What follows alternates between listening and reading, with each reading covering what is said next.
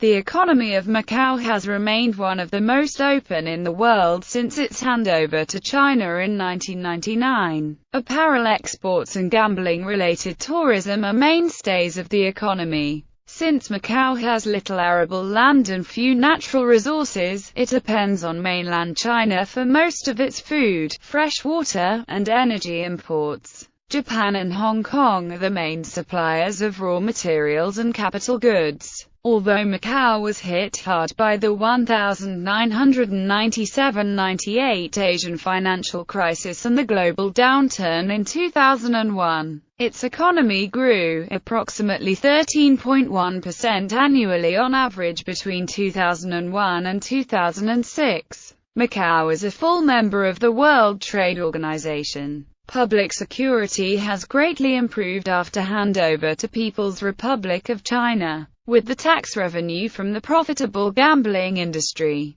The Macau government is able to introduce the social welfare program of 15 years of free education to all Macau citizens. During the first 3 quarters of 2007, Macau registered year-on-year GDP increases of 31.4%. A rapid rise in the number of mainland visitors due to China's easing of travel restrictions, increased public works expenditures, and significant investment inflows associated with the liberalization of Macau's gaming industry drove the 5-year recovery. The budget also returned to surplus after 2002 because of the surge in visitors from China and a hike in taxes on gambling profits, which generated about 70% of government revenue. The Hong Kong dollar is itself a reserve currency for the Macanese pataka, which is pegged at the official rate of around 1 Hong Kong dollar to 1.03 Macanese pataka. History.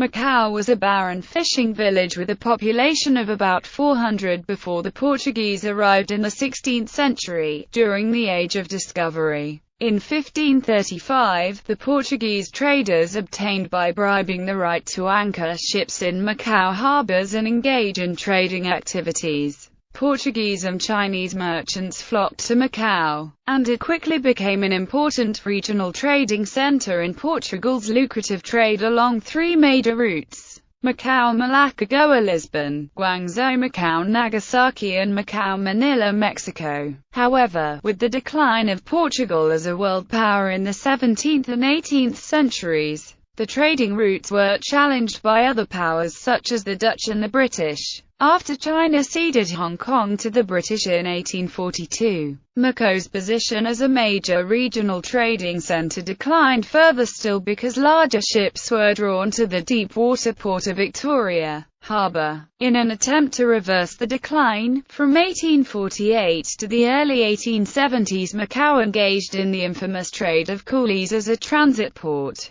shipping locals from southern China to Cuba, Peru, and other South American ports to work on plantations or in mines. Fishing re-emerged as a dominant economic activity in Macau as it lost its position as a regional trading center. In the early 1920s, over 70% of Macau's 84,000 residents were engaged in fishing. Meanwhile, some other businesses started to develop, such as matches, firecrackers, incense and fishing boat building. But the most notable was the gambling business. Gambling was first legalized in the 19th century in an attempt to generate revenues for the government. The first casino monopoly concession was granted to the Taizing Company in 1937. The company was, however, too conservative to fully exploit the economic potential of gambling. The industry saw a major breakthrough in 1962 when the government granted the Sociedad de Turismo y Diversos de Macau, a syndicate jointly formed by Hong Kong and Macau businessmen, the monopoly rights to all forms of gambling. The STDM introduced Western-style games and modernized the marine transport between Macau and Hong Kong, bringing millions of gamblers from Hong Kong every year. In the 1970s, Macau also saw a rapid development in its manufacturing sector, With Macau's low-cost operating environment and its surplus quotas under the multi-fiber arrangement, many Hong Kong industrialists established textile and garment manufacturing bases in Macau. At its golden age in the 1980s, the manufacturing sector accounted for about 40% of Macau's GDP. Textiles and garments accounted for about 90% of Macau's total visible exports. However, the manufacturing sector has experienced a gradual decline since the early 1990s due to phasing out of the MFA quota system and the rising labor costs relative to mainland China and Southeast Asian countries. Labor and employment. The workforce in Macau is mainly composed of manufacturing, construction, wholesale and retail, hotels and restaurants, financial services, real estate, and other business activities, public administration and other personal and social services, including gaming, transport, storage and communications. Due to the double-digit economic growth in recent years, the unemployment rate dropped from the record high 6.8% in 2000 to 3.1% in QTR3, 2007. With the opening of several casino resorts and other major constructions underway, it is reported that many sectors, especially the construction sector, experience a shortage of labor. The government responds by importing labor from other neighboring regions, including mainland China, Hong Kong, the Philippines and India. Currently the number of imported labor stands at a record high of 75,391, representing more than a quarter of the labor force in Macau. Some local workers complain about the lack of jobs due to the influx of cheap imported labor. Some also claim that the problem of illegal labor is severe. Another concern is the widening of income inequality in the region. Macau's Gini coefficient, a popular measure of income inequality where a low value indicates a more equal income distribution, rises from 0.43 in 1998 to 0.48 in 2006. It is higher than those of other neighboring regions, such as mainland China, South Korea and Singapore. The monetary system. Macau adopts the so-called currency board system under which the legal tender, patikar, is 100% backed by foreign exchange reserves. The Hong Kong dollar. Moreover, the Currency Board, monetary authority of Macau, has a statutory obligation to issue and redeem patikar on demand against Hong Kong dollar at a fixed exchange rate and without limit. The patikar is pegged to the Hong Kong dollar at a rate of 1 Macanese patikar and 3 avos per HKD, which is maintained by the AMCM. Each patikar divides into 100 avos. Coins are issued in 10, 20, and 50 avos and 1, 2, 5, and 10 patikars. Notes are in 5, 10, 20, 50, 100, 500, and 1000 patikar denominations. Hong Kong dollar is freely used and accounts for more than half of the total deposits in Macau's banks. In addition, Chinese yuan is also widely accepted. Two banks issue currency: the Banco Nacional Ultramarino and the Bank of China. The historical exchange rates between the patikar and the US dollar are given below. Trade. In 2011, Macau's free market economy produced total exports of $1.119 billion and consisted mainly of clothing, textiles, footwear, toys, electronics, machinery and parts. Total imports for the same period reached $8.926 billion, and consisted mostly of raw materials and semi-manufactured goods, consumer goods, capital goods, mineral fuels and oils. Macau's primary export partner in 2011 was Hong Kong. Other exports go to mainland China and United States. Macau import partners are mainland China, Hong Kong, France, Switzerland, Italy, Japan, and United States. Macau is also the largest import partner of Sudan. In the second half of the 20th century, Macau's economy was diversified with the development of light industry, the influx of migrants from mainland China to serve as a labor force, and increased tourism. Portugal's efforts to develop economic and cultural links between Macau and Brazil and Portuguese holdings in Africa, however, were not successful. Economic ties to the European Union and Taiwan are considered important aspects of Macau's economic role as part of the People's Republic of China. Direct access to the neighboring Zhuhai Special Economic Zone facilitates trade with mainland China. As a special administrative region, Macau functions as a free port and as a separate customs territory. Sectors: tourism and gambling. Tourism is the backbone of Macau's economy, and much of it geared towards gambling, which was legalized in the 19th century and has since been the linchpin of the economy and an important source of revenue for the government. From 1962, the gambling industry operated under a government-issued monopoly license by Stanley Ho.'s Sociedad de Turismo y Diversos de Macau, which replaced the Tai Heng Entertainment Corporation that had held a gaming monopoly for the previous 24 years.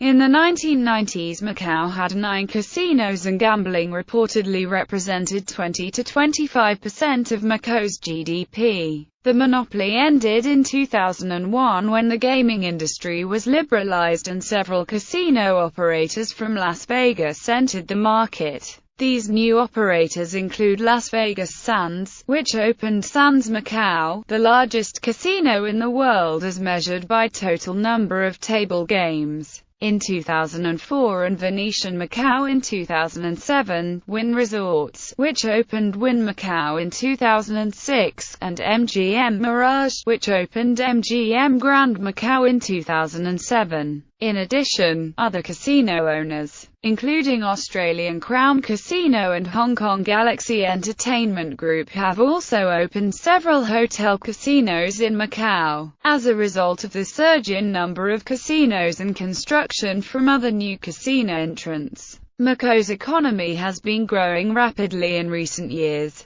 Gaming revenues from Macau's casinos are now greater than those of Las Vegas Strip, making Macau the highest volume gambling center in the world. Numerous other hotel casinos, including Galaxy Cotai Meg Resort and Pont 16, are also to be opened in near future. Due to the opening of the new hotel casinos and China's easing of travel restrictions, there has been a rapid rise in the number of mainland visitors. From 9.1 million visitors in 2000, arrivals to Macau has grown to 18.7 million visitors in 2005 and 22 million visitors in 2006. With over 50% of the arrivals coming from mainland China and another 30% from Hong Kong. Macau is expected to receive between 24 and 25 million visitors in 2007. Macau also received the Future Award 2007, voted by 26,000 German travel trade members of Go Asia, for being regarded as the most promising future tourism destination in Asia. Macau is currently rated as one of the world's top tourism destinations by the World Tourism Organization. Manufacturing. Macau's manufacturing industries emerged in the first few decades of the 20th century, which mainly consisted of junk building, factories for matches, firecrackers and incense. Modern industries, however, did not take off until the 1970s when the textiles and garments industry was rising rapidly, while other light industries such as plastics, electronics, toys, and artificial flowers also experienced respectable growth. Textiles and garments further increased its dominance in the manufacturing sector towards the end of the 1980s. Much of Macau's textile industry has moved to the mainland as the multi-fiber agreement is phased out. The territory has relied more on gambling and tourism-related services to generate growth. Banking. Macau is an offshore financial center, a tax haven, and a free port with no foreign exchange control regimes. The offshore finance business is regulated and supervised by the Monetary Authority of Macau, while the regulation and supervision of the offshore non-finance business is mainly controlled by the Macau Trade and Investment Promotion Institute. In 2007, Moody's Investors Service upgraded Macau's foreign and local currency government issuer ratings to AA3 from A1, citing its government's solid finances as a large net creditor. The rating agency also upgraded Macau's foreign currency bank deposit ceiling to AA3 from A1. There are 20 other licensed banks, 16 of which are foreign. Macau has 5 of the top 500 commercial banks in Asia, including Banco Taifeng and Industrial and Commercial Bank of China. Construction. In 2014, the construction sectors in Macau engaged 45,368 people. The value of construction was 78.15 billion Macanese patakas, in which 66.88 billion Macanese patakas belong to the private sectors. The intermediate consumption was 61.03 billion Macanese patakas and labor cost was 11.35 billion Macanese patakas. Transportation companies. Air Macau, the island's airline, is headquartered in Macau. Media. Macau has reportedly the highest media density in the world, 9 Chinese-language dailies, 3 Portuguese-language dailies, 2 English-language dailies and about half a dozen Chinese-language weeklies and 1 Portuguese-language weekly. About 2 dozen newspapers from Hong Kong, mainland China, Taiwan and the Philippines are shipped to Macau every early morning. Ignite Media Group is the enclave's most dominant media company. Economic diversification. The large role of gaming and tourism underscores a degree of risk for Macau's economy. Because the economy is so reliant on tourism and gambling for its well-being, if the flow of tourists slows, it could come as a shock to the small market. The push for diversification came in the closing years of Portuguese administration, under Governor-General Vasco Rocha Vieira, and has continued to the present, under Chief Executive Edmund Ho. The government is seeking foreign investment as a means of economic diversification as well. Much of the foreign investment into Macau, however, has gone into the gaming sector after the end of the monopoly in 2001. Otherwise, foreign companies have entered into the mobile phone market and internet services after telecommunications market liberalization in 2001. Energy. Electricity production. 1.893 billion kWh fossil fuel, 100% hydro, 0% nuclear, 0% other, 0% electricity consumption. 1.899 billion kWh electricity exports, 0 kWh electricity imports.